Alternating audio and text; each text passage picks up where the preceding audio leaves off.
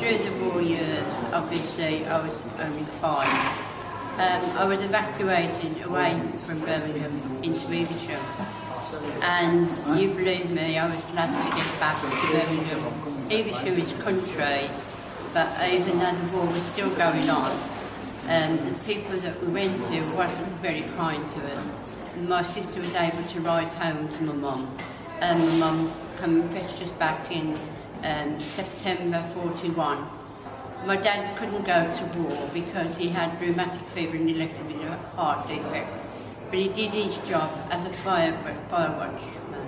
He never came in the air raid shelter with us. He always was fire watching. We did have tragedy in my family because my auntie was bombed out in Clissold Street and she lost a son, 19 months old. We were all in the shelter and one night, and my mum got out of the shelter, but that wasn't like my mum to leave us. And taking into account that I've been evacuated away from my mum, I didn't want my mum out of my sight. And she didn't come back into the shelter, and I was getting very, very concerned about it. And as a little girl, you wonder where mum's gone. When this all clear went, the neighbour took us into her house, and I was bewildered because I didn't know where my mum had gone, I didn't know where dad was. I was with my other siblings, but I was wanting my mum.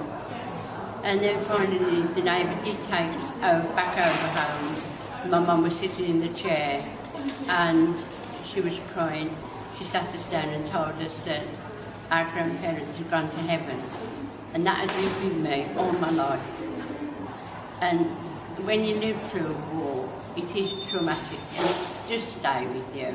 And we have got a lot of people that are interested in Birmingham Air Raids, and we do have a wonderful service every year at St Martin's to remember these people.